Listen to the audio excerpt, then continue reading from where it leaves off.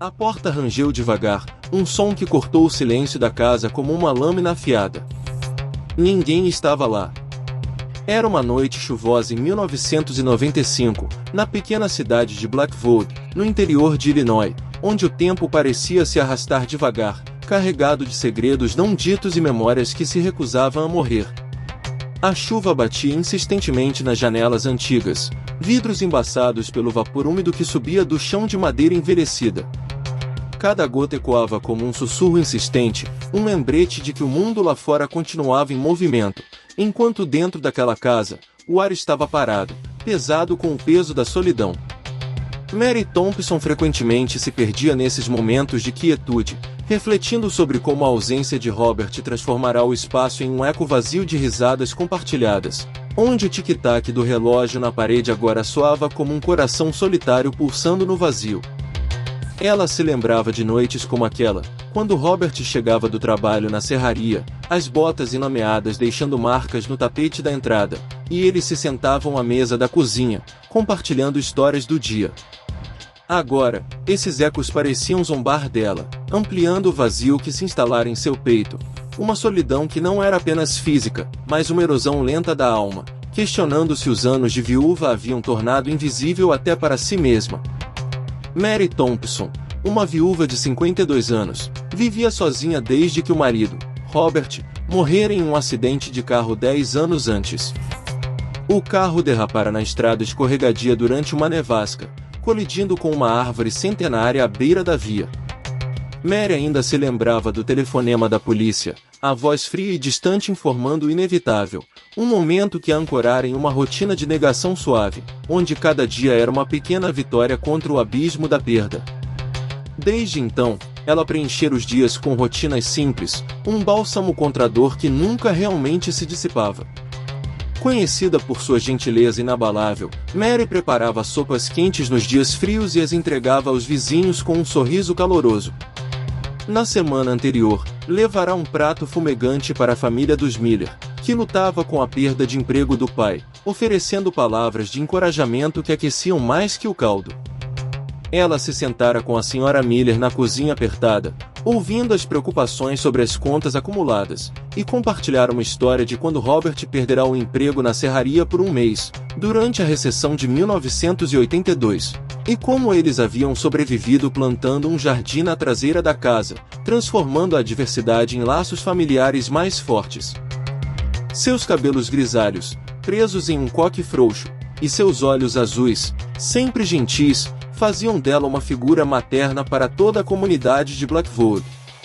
Mas naquela noite de outono chuvoso, algo mudou irrevogavelmente. O ar parecia carregado de uma eletricidade sutil, como se a casa inteira prendesse a respiração, e Mary, em um raro momento de vulnerabilidade, questionou se sua solidão a estava levando a imaginar sombras onde só havia escuridão. Enquanto o vapor do chá subia, ela ponderou sobre como a gentileza que oferecia aos outros raramente retornava a ela, deixando-a exposta em sua própria fortaleza de memórias. Mary estava na cozinha, mexendo uma panela de chá, quando ouviu os passos no andar de cima. Eram lentos, deliberados, ecoando pelo assoalho de madeira que rangia como ossos velhos. Seu coração acelerou, batendo contra as costelas como um pássaro preso em uma gaiola. A casa era antiga, construída no início do século XX por um ferreiro local, e as escadas frequentemente gemiam sozinhas, vítimas do vento ou da umidade. Mas aqueles passos eram diferentes, pesados, como se carregassem o peso de intenções ocultas.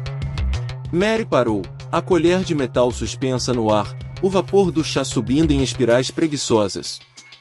É só o vento, pensou ela, tentando se convencer, mas sua mente viajou de volta aos dias com Robert. Ele brincava que a casa era assombrada pelos espíritos dos mineiros que outrora trabalhavam nas colinas próximas. Eles voltam para cobrar o que lhes foi devido, ele dizia, rindo, enquanto se alinhavam no sofá após o jantar, com Jack, ainda criança, rindo das histórias exageradas do pai sobre fantasmas com picaretas enferrujadas. Agora, sozinha, a piada perdia o encanto, e Mary se perguntava se aquelas memórias eram uma bênção ou uma maldição, um conforto que agora se voltava contra ela, amplificando o medo em vez de dissipá-lo. Transitando suavemente de reminiscência para o presente, ela sentiu um arrepio percorrer a espinha, impulsionando-a a agir apesar do medo crescente, questionando se o passado estava se infiltrando no agora de forma mais literal do que imaginava. Com as mãos trêmulas, ela largou a colher e subiu devagar as escadas, cada degrau um teste de coragem. Segurava o corrimão gasto, polido por décadas de mãos ansiosas, sentindo a textura áspera sob os dedos, um toque que evocava imagens de Robert descendo aquelas escadas para o trabalho na serraria, assobiando uma melodia animada que preenchia a casa de vitalidade. O ar no segundo andar cheirava a mofo e poeira acumulada, misturando-se ao perfume leve de lavanda que ela usava para combater o cheiro de decadência, um ritual diário que a ancorava à normalidade. Mary pausou no topo da escada, o coração martelando, e escutou. Silêncio. Apenas o tamborilar da chuva agora, mais fraco. Ela prosseguiu pelo corredor estreito, passando pelas portas dos quartos dos hóspedes, vazios há anos, onde outrora Jack brincara de esconder com amigos. Risadas ecoando pelas paredes finas durante as festas de aniversário que Mary organizava com bolos caseiros e jogos improvisados. Chegou ao quarto principal. A cama estava impecável, lençóis de algodão branco esticados com precisão, um hábito que Mary mantinha desde a juventude como costureira, quando costurava roupas para a família inteira à luz de uma lâmpada fraca. Nada fora do lugar, a cômoda com fotografias de Jack, desde bebê até sua formatura recente na faculdade, o abajur de vidro fosco que Robert trouxera de uma viagem a Chicago, o tapete puído aos pés da cama, onde ela e Robert haviam dançado devagar em aniversários de casamento.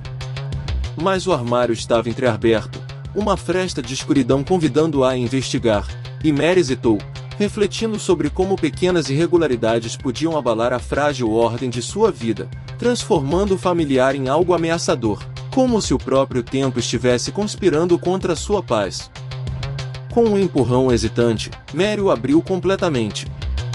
Dentro, penduradas em cabides de madeira, suas roupas, vestidos floridos de verões passados, quando ela e Jack visitavam a praia em Indiana, construindo castelos de areia e rindo das ondas, saias práticas para os dias de mercado, onde trocava receitas com as outras mulheres da cidade, um casaco de lã que Robert lhe dera no aniversário de casamento, ainda impregnado de seu cheiro de serragem e tabaco, um aroma que a transportava de volta a caminhadas outonais pelas florestas próximas.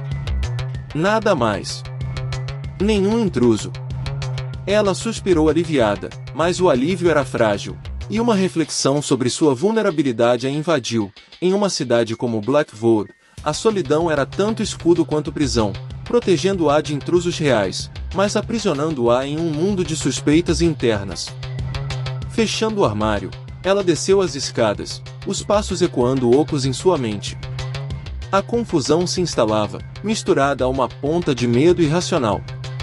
Estou ficando velha, refletiu, imaginando coisas que não existem, mas lembrou-se de uma conversa recente com Ellen Jenkins sobre estranhos avistamentos noturnos no bairro, como sombras vistas perto da fábrica abandonada, onde luzes inexplicáveis piscavam nas janelas quebradas. O instinto, afiado por anos de vida em uma cidade pequena, dizia o contrário, guiando-a para uma transição cautelosa de volta à rotina noturna, embora o peso daqueles passos ainda pairasse em sua consciência. De repente, o telefone tocou, um som estridente que cortou o ar como um grito. Mary atendeu, a voz trêmula. Alô? Do outro lado, uma voz oficial, da polícia local. Senhora Thompson, seu filho ligou. Ele está bem? Seu filho, Jack, morava em Chicago. Ligações semanais cheias de planos e saudades que Mary guardava como tesouros. A última conversa fora no domingo, sobre planos para o Natal, incluindo a ideia de Jack trazer sua noiva para conhecer a família, uma perspectiva que enchia Mary de uma alegria cautelosa. Não, ele não ligou, respondeu Mary, o pavor crescendo em seu estômago como uma maré fria. Desligou o telefone, tremendo visivelmente, as mãos frias e úmidas. A chuva parou de repente, deixando um silêncio absoluto que pressionava os ouvidos, amplificando cada crepitar da casa velha. Ela trancou as portas da frente e de trás, verificando as trancas 2 vezes, cada clique um ato de defesa contra o desconhecido, lembrando-se de como Robert sempre insistia em segurança, contando histórias de roubos em fazendas vizinhas durante sua juventude. Mas a sensação de ser observada persistia, um formigamento na nuca, e Mary ponderou se era paranoia ou intuição, mantendo-a vigilante até o amanhecer. Sentou-se na poltrona da sala, abraçando os joelhos, e esperou, os minutos se arrastando como horas, intercalados por devaneios sobre uma vida compartilhada que agora parecia um sonho distante, questionando se o amor perdido poderia algum dia ser substituído ou se ele definia eternamente quem ela era. Na manhã seguinte, o sol lutava para romper as nuvens cinzentas, lançando uma luz pálida sobre Blackwood, onde o orvalho nas folhas das árvores brilhava como lágrimas não derramadas. Mary não apareceu no mercado local, onde costumava comprar pães frescos e trocar fofocas com a Sra. Elise, discutindo os últimos eventos da igreja ou os rumores sobre a colheita ruim. Seus vizinhos, o casal Jenkins, Ellen, uma enfermeira aposentada de 60 anos, e seu marido George, um mecânico, notaram a ausência imediatamente. Ellen, que receberá uma sopa de Mary na semana anterior, franziu a testa. Algo está errado, disse ela a George, enquanto caminhavam até a casa de Mary, o caminho enlameado pela chuva noturna. Bateram à porta, chamando seu nome com vozes crescentes de preocupação. Nenhuma resposta. Preocupados, entraram pela cozinha, a porta dos fundos que Mary deixava destrancada para amigos, um gesto de confiança que agora parecia ingênuo. O cheiro de café queimado enchia o ar, acre e insistente. A cafeteira ainda estava ligada, o líquido borbulhando secamente, um detalhe que ele notou com um aperto no peito, evocando memórias de pacientes que ela atenderá em emergências, onde pequenos sinais precediam tragédias maiores. Eles prosseguiram para a sala, e lá estava ela, Mary sentada na poltrona favorita, uma peça vitoriana com um estofado florido desgastado, onde ela lera livros à luz de abajures nas noites tranquilas. Seus olhos estavam abertos, fixos em um ponto invisível na parede, e um filete de sangue seco escorria de sua têmpora. Morta. Um tiro na cabeça, preciso e fatal. A arma era a dela, uma pequena pistola .38 que Robert insistira que ela mantivesse, guardada no cofre do porão com uma combinação que só Mary e Jack conheciam, um segredo compartilhado em confidências noturnas sobre segurança. Como ela a pegara? Ou melhor, como alguém a pegara? Ellen gritou, cobrindo a boca, enquanto George discava para a polícia, sua voz rouca de choque, as mãos tremendo ao marcar os números familiares da delegacia. A polícia chegou rápido, sirenes cortando o ar matinal como um lamento coletivo. O detetive Harris, um homem experiente de 55 anos com cicatrizes no rosto de casos antigos, liderou a investigação. Seus olhos cinzentos varreram a cena com precisão, notando o ângulo do corpo e a posição da arma, detalhes que ele comparava mentalmente a outros incidentes em Blackwood. Sem sinais de arrombamento, janelas fechadas, portas trancadas por dentro. Inicialmente, pensaram em suicídio, comum em cidades pequenas, onde o isolamento corroía as almas, como no caso de uma fazendeira em 1992 que Harris investigara, deixando notas de desespero após a perda da terra familiar. Mas Mary não era do tipo.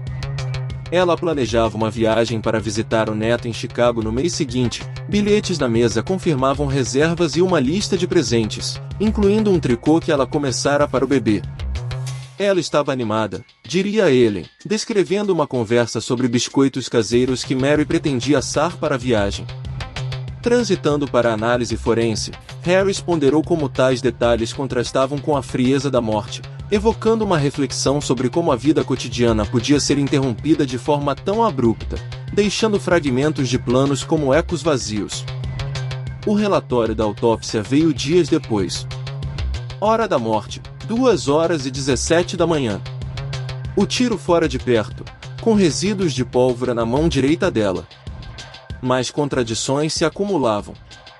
Testemunhas no bairro viram luzes acesas até às 3 da manhã, e um carro estacionado na rua escura, um sedã cinza que desaparecera, similar a veículos usados em furtos locais que Harris recordava de relatórios antigos.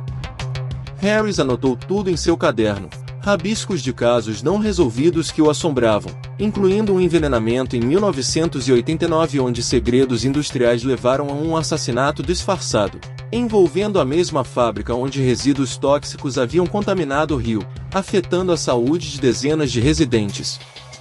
Suicídio não encaixa, murmurou, acendendo um cigarro no carro, refletindo sobre as trevas ocultas em Blackwood, uma cidade que parecia pacífica por fora, mas abrigava camadas de ressentimentos e segredos enterrados como raízes profundas.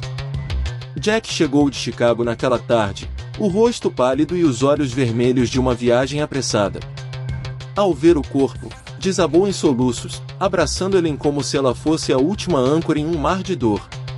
Ela me ligou ontem, disse ele à polícia, a voz entrecortada. Parecia assustada, falou de passos na casa e de alguém bisbilhotando o quintal dias antes. Mas a ligação não foi registrada, um detalhe que Harris anotou com ceticismo, embora soubesse que linhas rurais podiam falhar. Como único herdeiro, Jack herdaria a casa e um seguro modesto, o suficiente para uma vida confortável, mas não luxuosa. Suspeitas caíram sobre ele, Harris o interrogou por horas, pressionando sobre motivos financeiros que Jack negava veementemente, descrevendo como enviava dinheiro mensalmente para ajudar Mary com reparos na casa. Seu álibi era sólido, uma reunião de trabalho confirmada por colegas e recibos de um jantar noturno, onde discutira promoções com seu chefe. À medida que os dias se transformavam em semanas, a inveja do bairro veio à tona.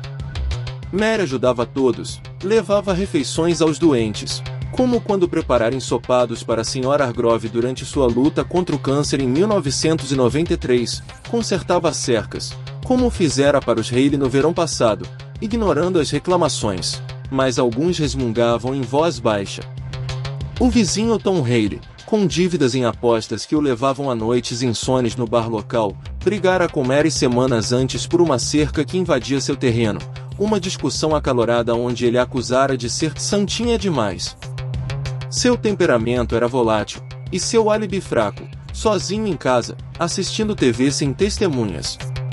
A polícia o interrogou, ele admitiu ter espiado pela janela naquela noite, atraído por uma luz estranha, mas negou o envolvimento, jurando sobre a Bíblia de sua mãe. Evidência zero, nenhuma impressão na arma, apesar das buscas minuciosas. Ele foi solto, mas o olhar de suspeito seguiu, isolando-o ainda mais em uma comunidade que valorizava a coesão acima de tudo. O caso esfriou devagar, deixando cinzas de dúvida que se espalhavam como fumaça.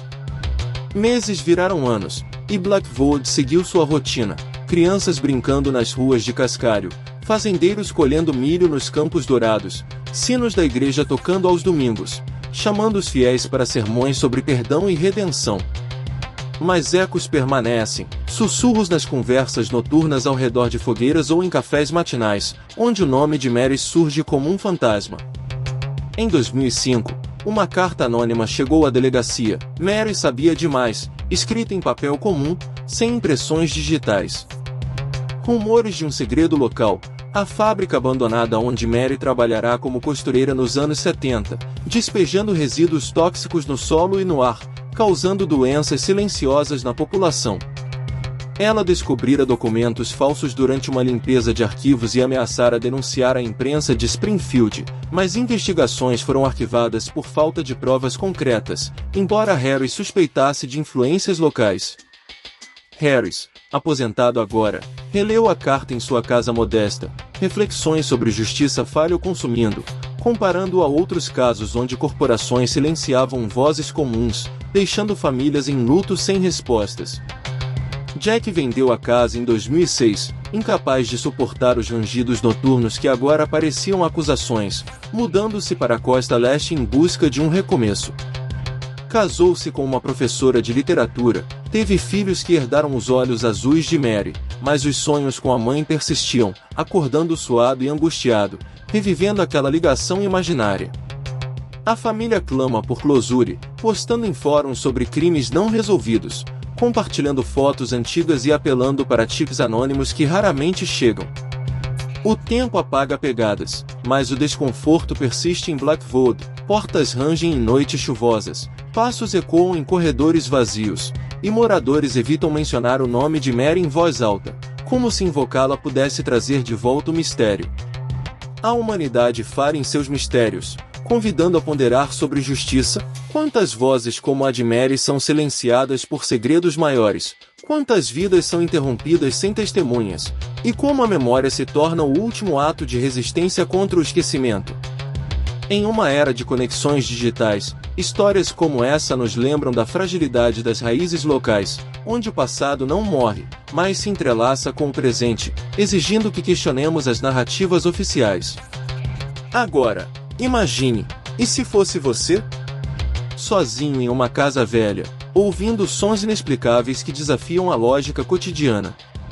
Histórias como a de Mary nos lembram da fragilidade da vida, da escuridão atrás de portas trancadas que pode esconder não apenas fantasmas, mas verdades incomodas, e da importância de questionar o aparente, de escutar os sussurros que o silêncio tenta abafar. Deixe seu like se te arrepiou. Comente abaixo. O que você acha que aconteceu com Mary? Suicídio impulsionado pela solidão, vizinho invejoso como Tom Haley, ou algo sombrio ligado à fábrica e seus segredos tóxicos? Compartilhe suas teorias, e quem sabe, talvez juntas possamos reacender um caso adormecido. Expansão detalhada. Para aprofundar a narrativa, adicionei reflexões internas de Mary sobre sua solidão e memórias do marido, flashbacks à vida cotidiana que humanizam os personagens, descrições sensoriais vívidas da casa e da cidade para imersão, exemplos de interações com vizinhos que constroem tensão social, explorações do detetive Harry sobre casos semelhantes, como o envenenamento em 1989, transições suaves entre cenas, e uma reflexão filosófica final sobre justiça e memória. Isso eleva o texto a aproximadamente 3.000 palavras, mantendo o tom suspenseful e reflexivo, com fluidez narrativa que prende o leitor como um thriller psicológico.